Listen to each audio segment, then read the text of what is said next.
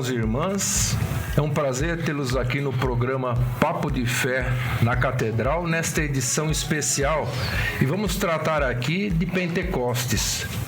Estamos aqui com dois especialistas no assunto, o Monsenhor Claudemir, pároco da nossa catedral, e o Padre Vinícius, vigário também da nossa catedral.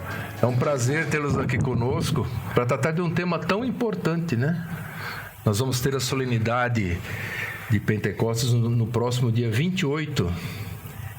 E eu queria saber o que significa Pentecostes.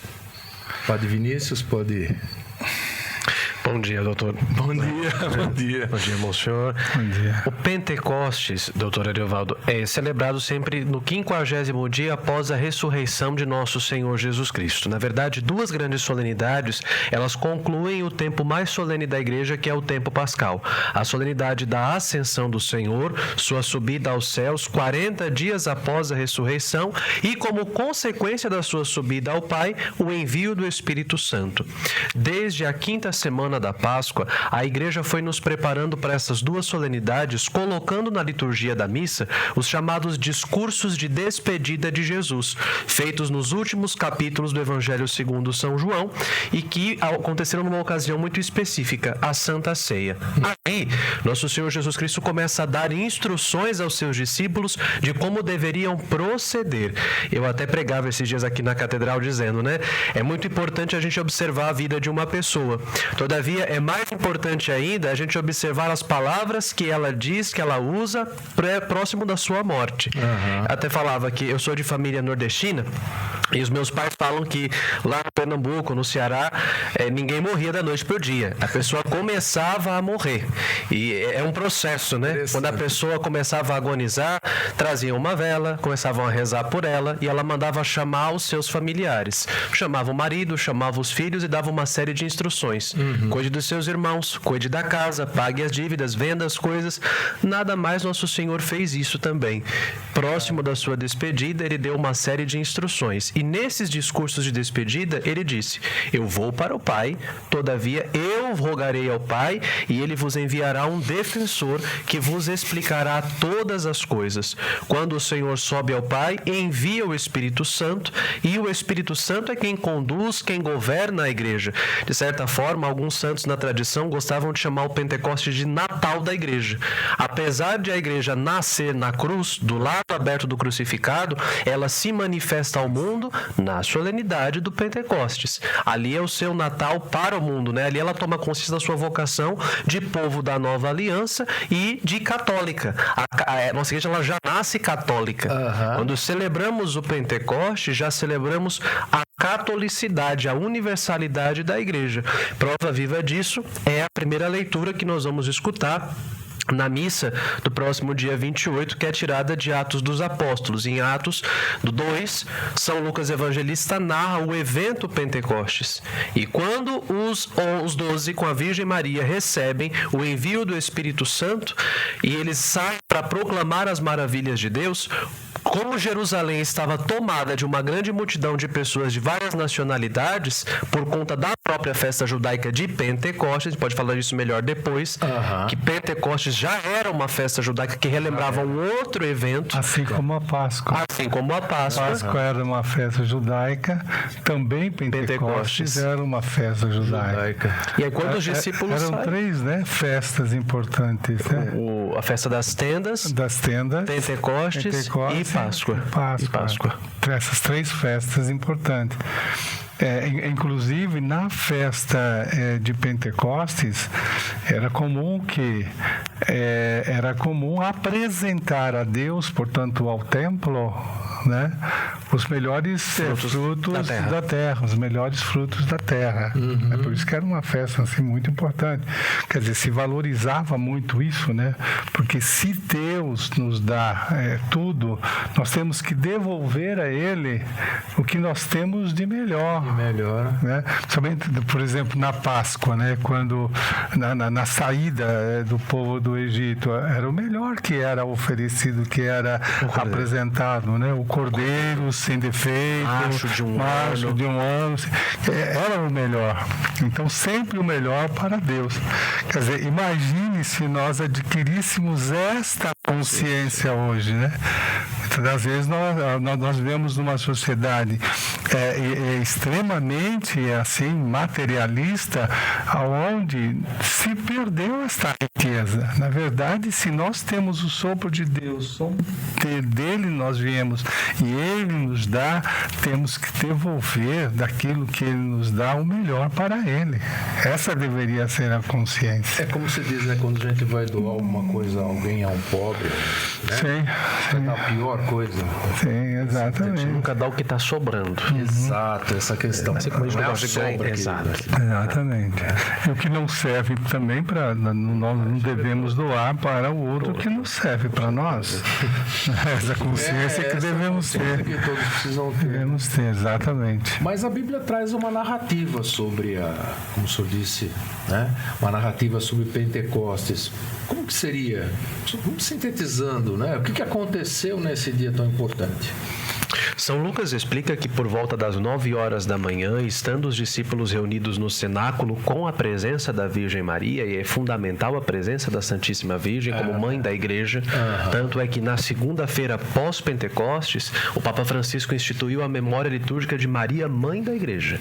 Assim como em Nazaré, ela gerou no seu ventre a cabeça da igreja, na cruz e no Pentecostes, a Virgem Maria torna-se mãe do corpo do seu filho, que é a cabeça da igreja. Então, estando os discípulos e a Virgem Maria reunidos no cenáculo por volta de 9 horas da manhã, e é importante frisar esse horário, porque o horário do Pentecostes até hoje é tido como sagrado pela igreja. Nós, padres, também os religiosos, os monges, temos a obrigação de rezar todos os dias a chamada oração das horas, o breviário romano. E uma das horas que são santificadas no dia é às 9 horas da manhã. Às 9. É, a chamada hora nona, né? A hora média. Que é a hora média. E como memória da descida do Espírito Santo. Então o Espírito desce e no cenáculo, São Lucas narra que viu-se uma grande ventania e o Espírito Santo desceu como línguas de fogo sobre a Virgem e aqueles que ali estavam reunidos. E eles saem do cenáculo anunciando as maravilhas de Deus. E aí eu falava, por que a igreja já nasce católica? Jerusalém estava tomada de peregrinos das diversas nações conhecidas na época. Quando eles saem do cenáculo e começam a anunciar as maravilhas de Deus, as pessoas estranham. Estes homens não são todos galileus? Como é que nós os escutamos narrar as maravilhas de Deus na nossa própria língua? Nós que somos judeus e prosélitos, cretenses e árabes, gente do Ponto e da Ásia, da Frígia e da Panfília, da Capadócia e da Mesopotâmia, como é que nós, de diferentes nações, escutamos numa única língua as maravilhas de Deus? É a catolicidade da igreja, a linguagem do Espírito, que apesar de congregar diferentes povos, uma só é a fé como fruto do Espírito de Deus. E até hoje é assim, né? Quer dizer, a palavra de Deus, a Boa Nova, ela é anunciada em várias nações, em vários idiomas, e ela é compreendida, né, no anúncio daquilo que ela é na sua natureza, né? É fidedigna ao que o Senhor, de fato, né, Isso acontece anunciou, acontece até hoje.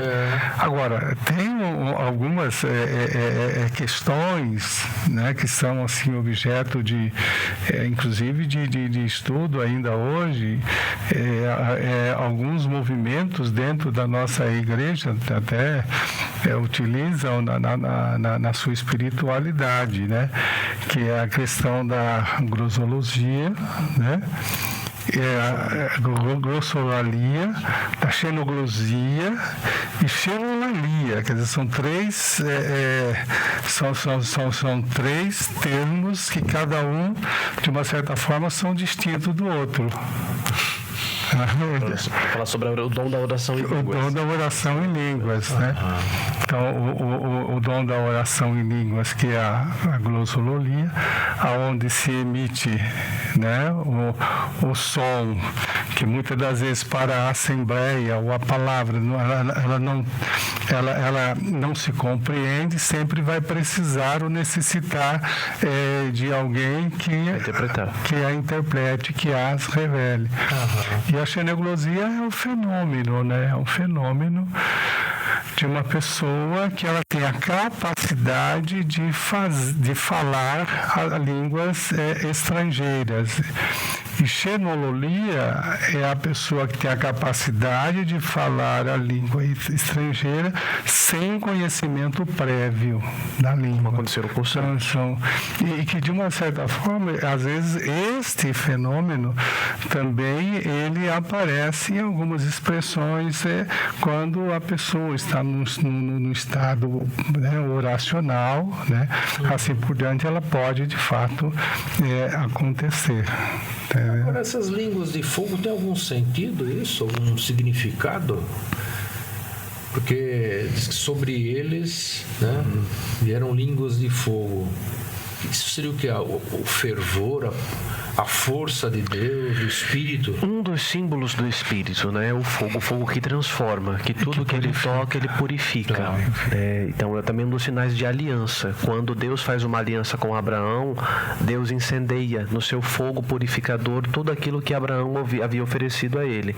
É importante frisar que o Pentecostes cristão, católico, ele acontece dentro do Pentecostes judaico, que rememorava o quê? A festa da primeira aliança. Depois que o povo saiu do Egito e caminhou 50 dias no deserto, ou seja, depois da Páscoa, 50 dias após a passagem da vida de escravidão para a vida nova em Deus, eles atravessam o deserto durante 50 dias até chegar aos pés da montanha sagrada, o Monte Sinai ou o Monte Horebe. E ali se celebra a primeira aliança. Tanto que o Novo Testamento fala que agora nós temos uma nova aliança com Deus, não escrita mais em tábuas de pedra, mas escrita no nosso próprio coração. Quem escreve essa aliança agora no nosso coração? É o Espírito de Deus. Então, esse símbolo do fogo é símbolo de aliança, símbolo de purificação, símbolo de transformação, símbolo também de renovação. É um dos símbolos do Espírito. Né? Tá. Então, veja bem, olha, o Espírito, né, de Deus em nosso quê? Coração. Por quê? Olha, isso também é interessante, né, gente? Talvez a gente trazer aqui como objeto de reflexão. Por que em seu coração? Porque através de Jesus, que estabelece a aliança nova e definitiva, e envia, Ele que envia o Espírito Santo, é Ele que sopra, Ele que dá esse sopro da nova vida, inclusive, não é cristã, é Ele que sopra aos seus discípulos, né? Então, esse sopro de vida que vem até nós agora, a partir da manifestação do Espírito na nossa vida, é porque é em Jesus e através do seu Espírito que nós tornamos templos vivos. Tá. Entendeu? Nós tornamos, todos nós, cada um que revestido no Cristo e ao receber no seu batismo, se revestir dele o Espírito Santo, se torna templo. Então, o nosso corpo é templo do Espírito Santo. Por isso que o nosso corpo, ele tem que ser, de uma certa forma, cuidado por nós. Entendeu? Somos templo. E o templo é um lugar sagrado. Então você precisa cuidar desse lugar sagrado. Não pode fazer o que quer. Não pode fazer o que quer.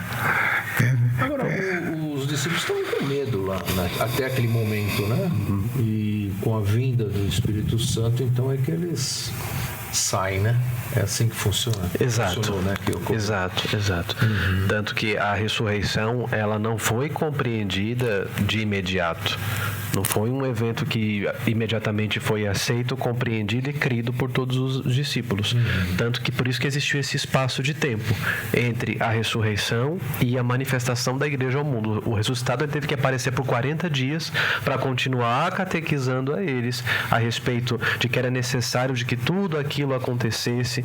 É impressionante o quanto que a vinda do Espírito, ela liberta os discípulos das seguranças humanas, das falsas seguranças das paredes que eles estavam presos. O medo nos aprisiona, o medo sempre nos deixa presos. E depois que vem o Espírito, eles saem. Engraçado que durante todo o tempo pascal, por diversas vezes os evangelhos falam, estando os discípulos fechados, com as portas fechadas por medo dos judeus. E na hora do Pentecostes, eles saem do lugar onde ficaram trancafiados e vão anunciar as maravilhas de Deus. E aí se cumpre uma promessa que Jesus fez na hora da sua ascensão. Vocês serão minhas testemunhas na Judéia, na Samaria e até os confins da terra. É a tríplice expansão do Evangelho. Pessoas que estavam com medo tornam-se testemunhas. Agora, o interessante que quando o ressuscitado chega naquele ambiente, né, no dia de Pentecostes, que ele sopra o Espírito, qual é a saudação? A paz esteja convosco. A paz esteja convosco. Imaginem vocês, era um momento de perseguição, era um momento de tensão, né? Os cristãos viviam numa situação terrível, por isso que eles estavam ali reunidos tudo junto e com certeza com as portas ali fechadas, né? É nesse ambiente de insegurança, de medo, que ele transmite essa paz, né? Agora, que paz é essa? Isso nós precisamos distinguir. Não é uma paz que hoje, às vezes, o mundo aí oferece. A paz de cemitério.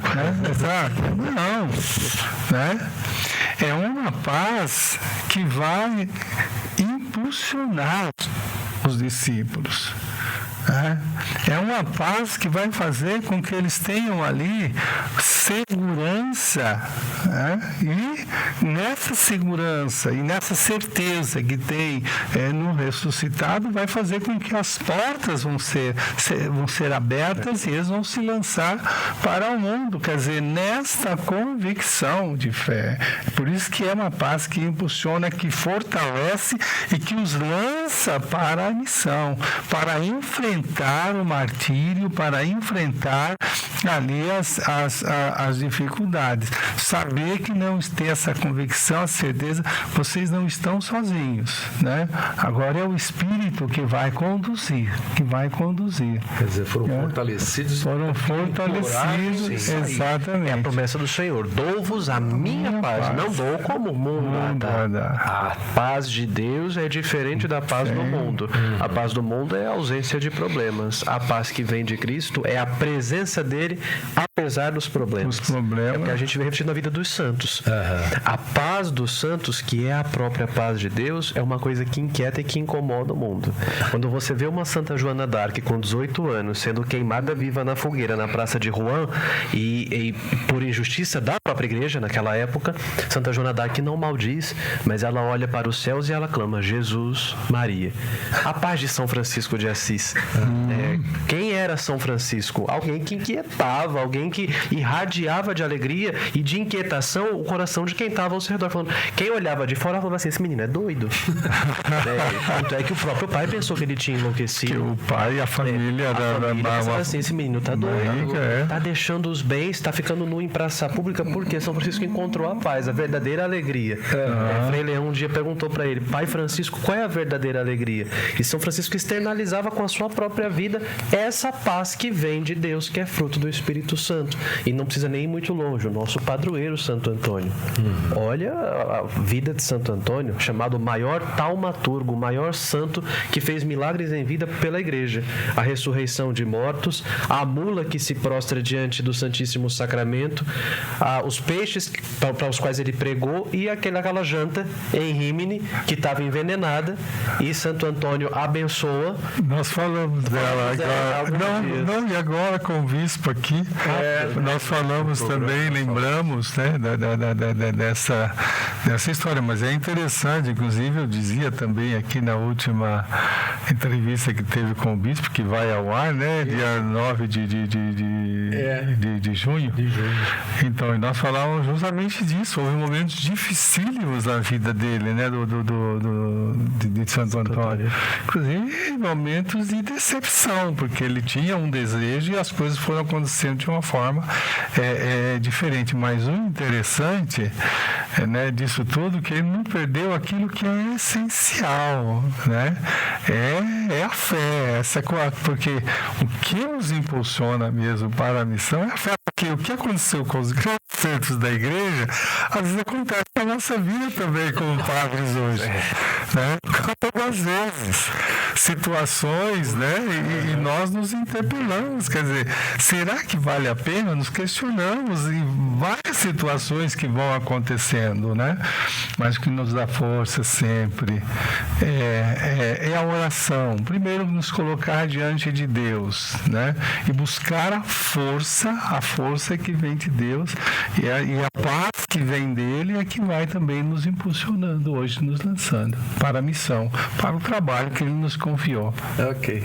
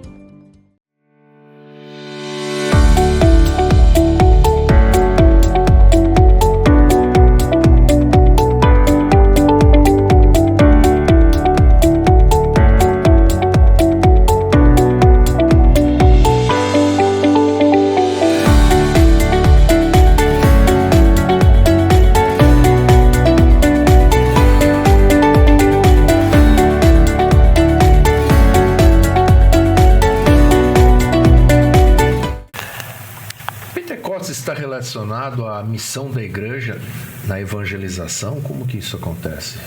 Totalmente. É no Pentecostes que a igreja entende a sua natureza missionária e, como eu falava agora há pouco, na ascensão o Senhor promete o envio do Espírito e um dos primeiros frutos da vinda do Espírito Santo é a expansão missionária da igreja. Logo depois, eu leciono História da Igreja no Propedêutico, que eu falo para os meninos esses dias. Um dos melhores livros de história da igreja que a gente pode ter, a gente não precisa nem buscar fora. Basta você abrir Atos dos Apóstolos e a gente vê o quanto que a igreja se expande na sua consciência missionária após o Pentecostes. Nós vemos os discípulos pregando, o próprio apóstolo Pedro. Agora, durante todo o tempo pascal, nós lemos à exaustão o livro de Atos. E a gente vê o quanto que a igreja foi crescendo, fiel na fração do pão, fiel nos ensinamentos dos apóstolos, na oração diária e na comunhão fraterna. Os apóstolos pregavam, Pedro pregava. Lucas é muito enfático em mencionar que um dia até 3.000 pessoas se converteram. E claro, depois dos 12 sendo missionários, nós temos também a eleição do grande apóstolo da gentilidade, que é Paulo, né? Nós temos também lá em Atos dos Apóstolos, Paulo que cai do cavalo, e se aquele homem não tivesse caído do cavalo e se deixado levar pelo Espírito de Deus, a igreja teria permanecido ali uma igreja quase que de bairro só em Jerusalém. Foi com ele que a igreja se abriu à gentilidade. E a partir do exemplo dele que os outros apóstolos também começaram a pregar e se abrir a evangelizar aos gentios. Então, e agora também interessante, né, é observar que na medida em que a igreja ela vai crescendo, ela vai se expandindo, ainda mais pela própria ação missionária de Paulo, Barnabé, Silas e outros. Também os problemas vão chegando, não é? Os problemas, os conflitos culturais também vão chegando.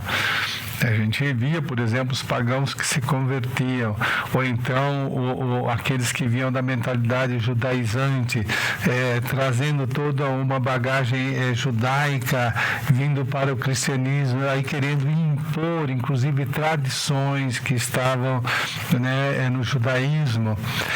Inclusive, por exemplo, uma das questões que foi tratada, a questão, por exemplo, da circuncisão, precisou reunir em Jerusalém os apóstolos, Concílio de Jerusalém, para poder discutir, quer dizer, como que seria com aqueles que não vinham dessa tradição judaizante, qual vai ser o tratamento. E aí o Espírito Santo é que vai iluminando ali toda a vida da igreja a partir desses questionamentos, dessas situações, inclusive de choques culturais que vão acontecendo. E não é diferente hoje. Não, né? Não é diferente hoje. Por que o Papa Francisco convocou o sínodo? Houve toda uma escuta da igreja do mundo inteiro, né? Houve toda uma reflexão por parte de todas as conferências do mundo inteiro, e no ano que vem tudo aquilo que foi refletido vai ser aprofundado ainda mais, e à luz do Espírito, a igreja vai dar respostas a várias situações que estão hoje aí, quer dizer, e que é o quê? É fruto de um mundo globalizado. Hoje vivemos um mundo globalizado que traz, né, para a evangelização alguns desafios que precisam ser vistos à luz da fé, e como que pastoralmente vamos dar resposta a essas questões. Por isso que nós vamos ter o sínodo o ano que vem, né? É interessante essa questão que existia essa divergência, vamos chamar assim, ou era dividido, aqueles que entendiam que a pessoa tem que se tornar, passar pelo judaísmo para chegar, vamos dizer, ao cristianismo, embora isso foi um conceito bem posterior. E até isso que o senhor falou, né? Os gentios não eram judeus, enfim, mas alguns entendiam que eles tinham que passar por isso, né? Passou-se a compreender o Pentecostes como uma nova aliança, né? Agora, não é mais por uma marca na carne, mas a circuncisão agora é o batismo, a nova aliança. Através do batismo, nós nos tornamos filhos de Deus, irmãos do Senhor Jesus e templo do Espírito Santo. Para Paulo vai dizer, mas não precisa mais de circuncisão. Foi feita uma nova aliança no sangue de Jesus, e o Espírito nos faz partícipes dessa aliança. Isso partiu de Paulo, esse entendimento de Paulo. Parte do apóstolo Paulo, também é a grande presença do apóstolo Tiago. Na verdade, quer dizer, houve toda uma questão levantada, né? E eles levaram a questão ao concílio de Jerusalém, onde ele foi de fato, dos defensores, do cabeça ali. E aí os apóstolos iluminados, aí que entra a ação do Espírito Santo dentro da igreja, refletindo com profundidade toda a questão. Aí veio o discernimento. E esse discernimento quem dá para a igreja é o Espírito Santo. Tá. Entendeu? Como na situação que os fiéis de origem grega se queixavam que que as viúvas deles eram deixadas de lado em detrimento às viúvas de origem hebraica. Tá. E aí os apóstolos se reúnem de novo e pedem discernimento ao Espírito Santo, dizendo: não está certo que nós deixemos a pregação da palavra para nos dedicar ao serviço das mesas. Então nós vamos orar. Eles oram, eles escolhem 7 homens que se tornam os primeiros diáconos, distinguidos pela piedade, pela vida de oração e pela caridade, e sob a luz do Espírito Santo começa aí uma divisão de ministérios na igreja.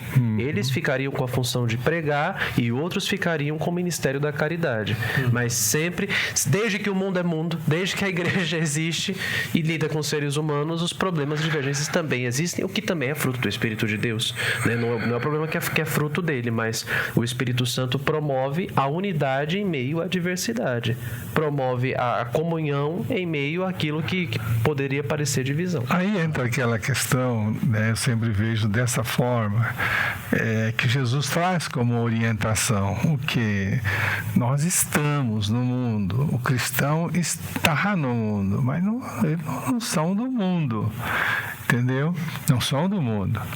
Agora, é óbvio que nós que não somos do mundo, mas estamos no mundo, vivemos, acabamos tomando contato com toda uma complexidade que existe no mundo, nós precisamos enxergar esta realidade, buscar inspiração em Deus para conduzir as pessoas que inclusive ainda não passaram por um processo de conversão e tomada de consciência do que é o ser cristão.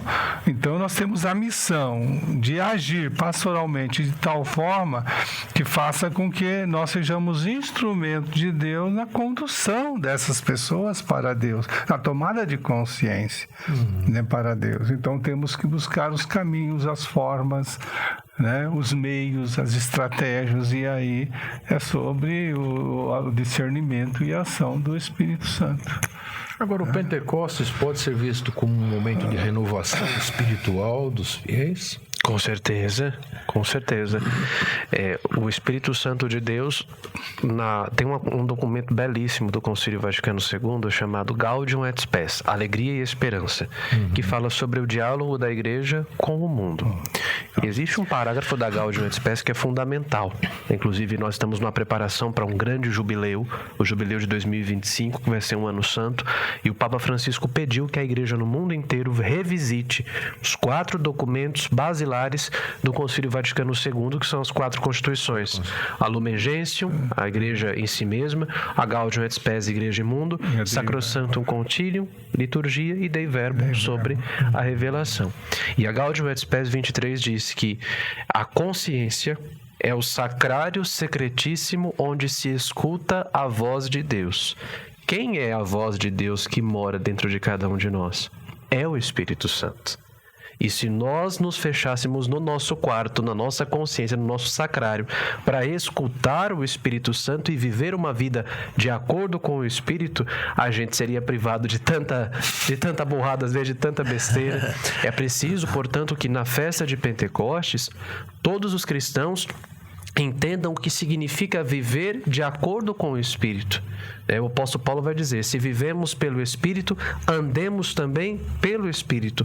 Quanto mais íntima do Espírito Santo de Deus uma pessoa é, mais ela vai entendendo aquilo que Jesus dizia no Evangelho: se me amais, guardareis os meus mandamentos.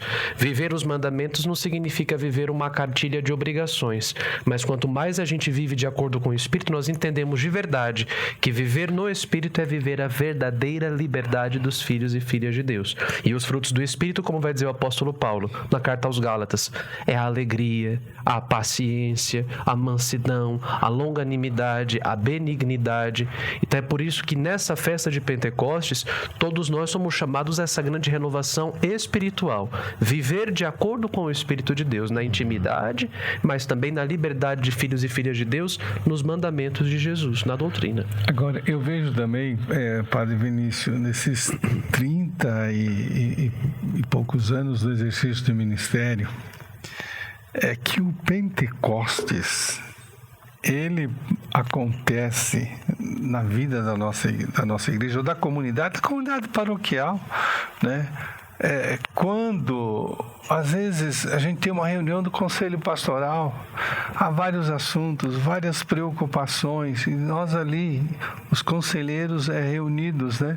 De repente vem ali uma necessidade, e quando, de repente, para atender aquelas necessidades que vem na reunião do Conselho, o Senhor dá inspiração, e a gente, né, começa ali a atuar, e a gente vai vendo as coisas acontecendo e se resolvendo, é a ação do Espírito. Por isso que eu gosto, em todas as reuniões, né, sempre começar invocando o Espírito Santo, porque eu tenho essa convicção de fé, de que quem nos conduz Deus é o Espírito. Até hoje é o Espírito.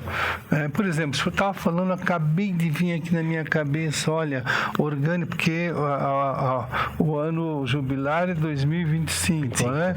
Nós temos que organizar aqui para ver. Olha, vou dizer para vocês agora, na vida da nossa comunidade, nós vamos organizar para 2024 uma formação onde nós vamos estudar as quatro constituições que o Papa Francisco nos pede. Então vamos conversar isso já na nossa próxima reunião do clero, na terça-feira, aqui da Catedral.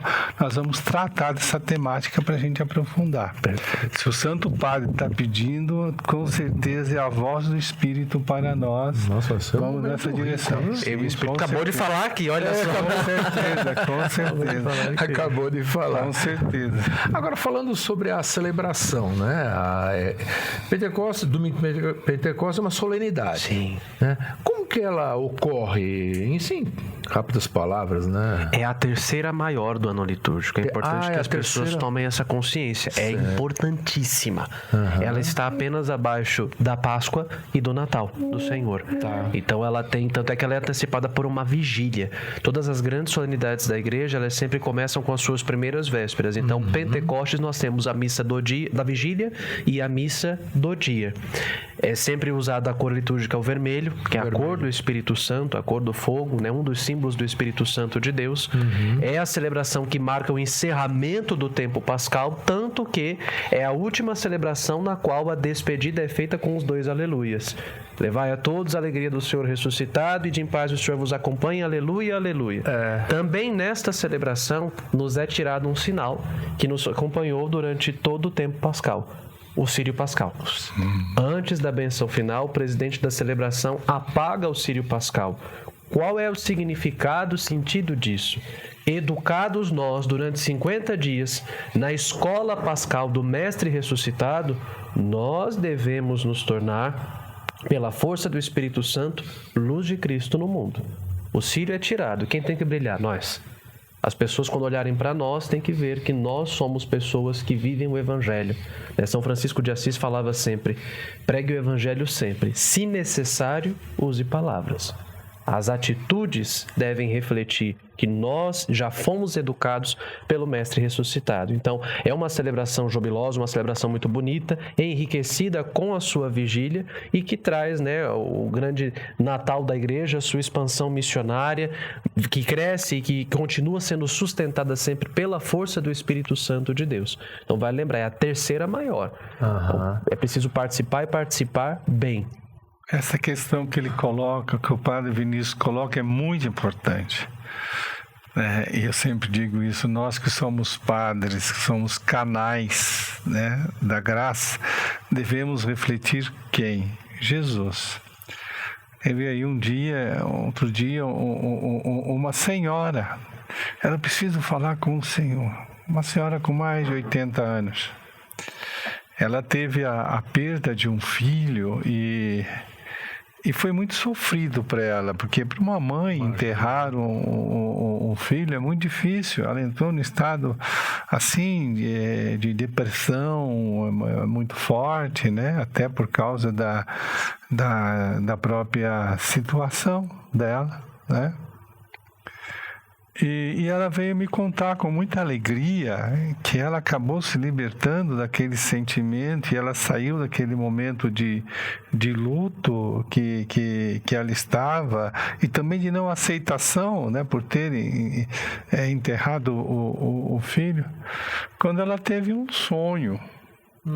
E nesse sonho ela falava assim: eu via o Senhor, e o Senhor veio ao meu encontro e veio me abraçar. Só que quando me abraçou, não era mais o Senhor, era Jesus Cristo. Aí eu disse para ela, falei: olha, que notícia boa que a senhora vem me dar. A senhora fez uma experiência profunda. E ela falou: e a partir daí acabou tudo. Eu aceitei a morte do meu filho, eu saí daquele estado de depressão. E eu falei: olha, para mim a senhora trouxe uma boa notícia. Por quê? que a senhora conseguiu, que a senhora viu, né? Que eu, de uma certa forma, de certo modo, com todas as minhas misérias, com todas as minhas dificuldades, eu consegui refletir para a Senhora Jesus. Isso que é importante. Abrace Jesus sempre na sua vida. Falei, Brena, e aí, olha, as coisas vão se encaminhando como se deve quando se abraça o Cristo.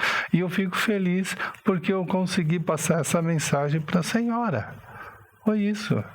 Aí eu falei que Deus te abençoe, dei um abraço nela também, e ela foi embora feliz da vida. Então, esse reflexo, né, nós como padres, é ele que nós devemos refletir, porque muitas coisas, se depender de nós, coisa não vai, né? Essa é a grande realidade. O Espírito tem que estar presente. O Espírito sempre, tem que estar presente, exatamente. Agora, para a gente finalizar, que lições o Pentecostes traz para nós, como leigos, como os padres também, mas o que ele nos traz como lição de vida? Em primeiro lugar, tem que sempre estar a abertura à vida sobrenatural, à vida da graça, à vida em Deus. Então, o Pentecostes, ele nos lembra que nós também somos morada do Espírito. O apóstolo Paulo fala nas suas cartas, o Senhor também tratou aqui. Inclusive, o Espírito Santo de Deus, ele nos é dado na vida solenemente por 2 vezes. Ele é dado no batismo como selo de Santo Agostinho. Ali, o Espírito de Deus, ele imprime uma marca em nós. Hoje em dia, quase ninguém mais manda carta. Mas quando se mandava com frequência carta, a garantia de que a carta chegaria ao seu destino final era o selo. Se a carta fosse selada, ela se locomoveria. Nós fomos selados no dia do batismo pelo Espírito Santo e ele trabalhará em nós para que nós, a carta de amor mais linda escrita por Deus com sua imagem e semelhança, possamos chegar à posse da nossa pátria definitiva. Então o Espírito vai trabalhar em nós. Quem for aberto a ele, eu sempre falo isso nos batizados, que o batismo ele não é mágica, mas ele dá uma graça que, se a pessoa se abre a ele, ele dará como recompensa a posse da eternidade. Então o Espírito é dado uma vez como selo no batismo e é dado uma segunda vez na crisma para o testemunho, que em grego é a martiria. A graça de sermos testemunhas da nossa fé, mesmo diante das contrariedades, mesmo diante dos sofrimentos, dos questionamentos e das crises de fé, como o senhor bem falou. Então, acho que a primeira lição que o Pentecostes nos traz é essa abertura à vida em Deus, essa abertura ao sobrenatural, essa abertura às virtudes. Depois, sermos também sinais de pessoas que são, de fato, testemunhas do Espírito de Deus pela nossa própria vida. O cristão tem que ser sinal de comunhão, sinal de diálogo, de concórdia, de misericórdia. Ele tem que dar testemunho da fé que ele professa. E o testemunho não é dado apenas pregando doutrina. O testemunho é dado, sobretudo, pela atitude. Então, são muitas as lições. A abertura à vida em Deus, e quanto mais aberta a vida em Deus eu estou, mais eu vou conseguir transformar o mundo, como os santos que nós falamos. Abertos ao Espírito, transformaram o mundo. Não apenas fazendo coisas sobrenaturais, mas por serem seres humanos extraordinários. Agora, para dar esta abertura que o padre Vinícius acabou de falar, o que é essencial na vida da pessoa, né, para que essa abertura em Deus aconteça? É a fé. Sem a fé não tem como. Agora, como dar este passo?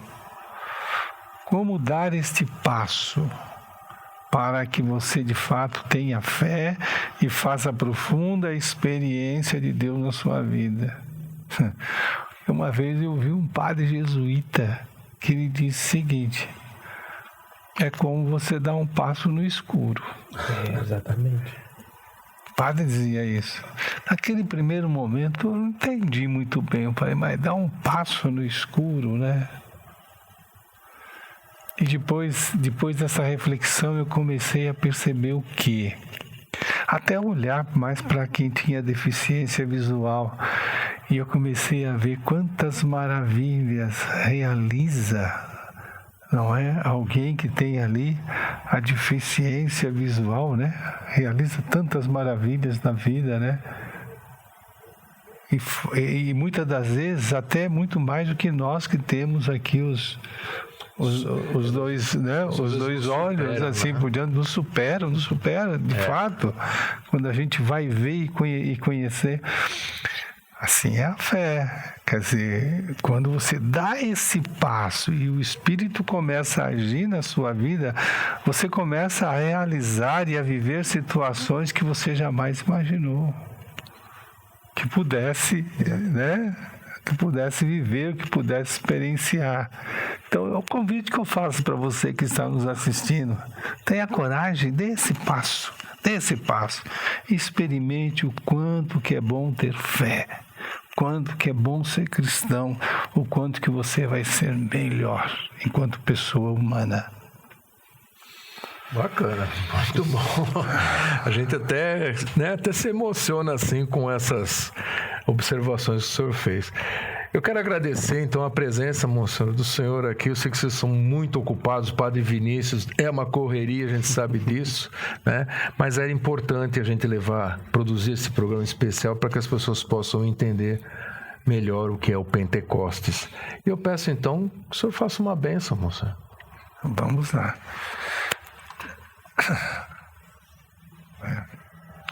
Senhor esteja convosco. Ele está no meio de nós. Por intercessão de Nossa Senhora Aparecida, Mãe de Deus e Nossa Mãe, Santo Antônio, abençoe-vos, ó Deus Todo-Poderoso, o Pai, o Filho e o Espírito Santo. Amém. Amém.